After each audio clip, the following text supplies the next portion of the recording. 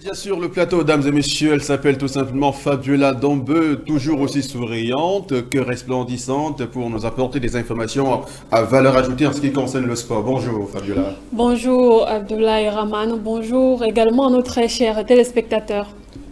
Aussi chers qu'ils sont, ils attendent des informations aussi chères venant de toi en ce qui concerne le sport. Là, tu nous parles ce matin de la République démocratique du Congo en ce qui concerne le football.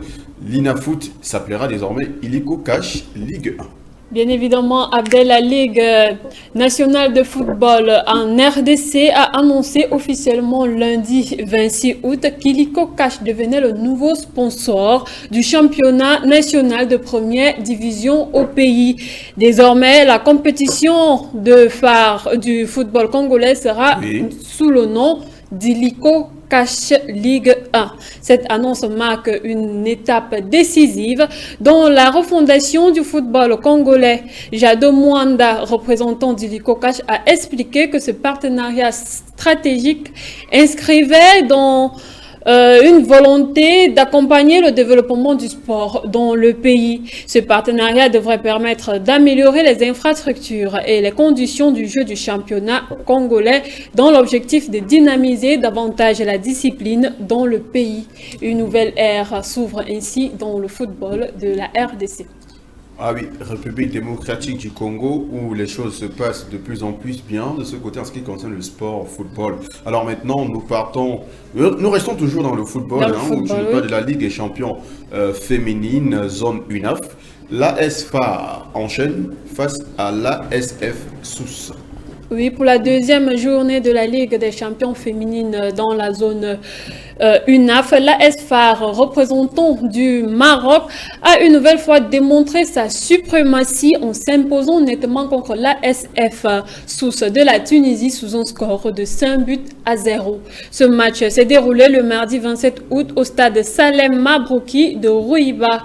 Après une entrée en liste fracassante lors de la première journée où les Marocaines avaient écrasé l'équipe algérienne d'Agbou sous un score sans appel de 4-0, l'AS Phare a réédité l'exploit. Mais n'est pas une étape redoutable et une organisation tactique sans faille, les joueuses de l'armée royale n'ont laissé aucune chance à leurs homologues tunisiens.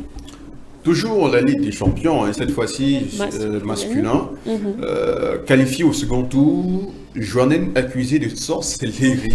De quoi est-ce qu'il s'agit? Sorcellerie?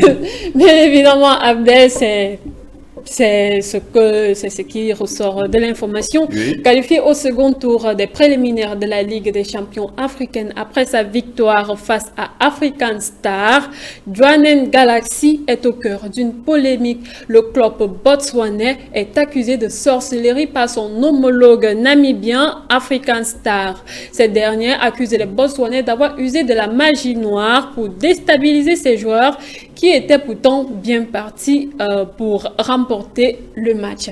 Il faut noter que ce n'est pas la première fois que le club botswanais est accusé de magie noire. L'année dernière, les Marocains du Wydad Casablanca avaient également accusé le club d'avoir fait usage de la magie noire pour remporter la victoire contre l'équipe chérifienne. Ça veut dire que ce club est coutumier du fait. La sorcellerie, c'est son affaire. On ne sait pas. On ne sait pas. Et il faut noter qu'accusé de sorcellerie, la CAF ne prend pas trop compte de ça. Ah, puisqu'il faut des preuves vraiment. Il faut des preuves, oui. Oulala. Bon, c'est peine perdue pour le camp d'en face. Alors, maintenant, on va parler de la Coupe d'Égypte. Pyramide FC et Z passent en finale. Bien évidemment, Abdel, Pyramide FC a battu son adversaire et est allé en finale. Voilà, c'est super.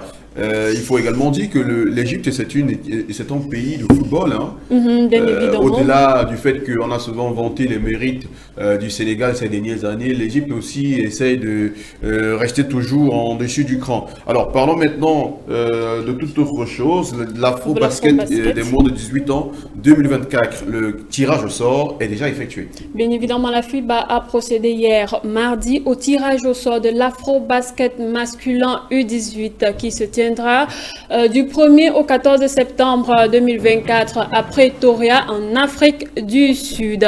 La compétition qui réunira l'équipe toutes les équipes de l'Afrique verra 3 groupes qui sont repartis ainsi dessus. Le groupe A est constitué du Mali, de la Côte d'Ivoire, du Cameroun et du Sénégal.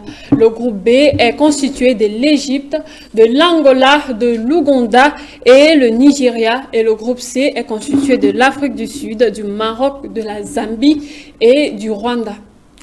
Merci pour toutes ces informations à valeur ajoutée, Fabiola Dombe, et nous espérons que nous serons ensemble pour la prochaine édition de vendredi pour le meilleur plaisir de nos chers téléspectateurs. Merci Abdel et rendez-vous vendredi pour plus d'informations sportives.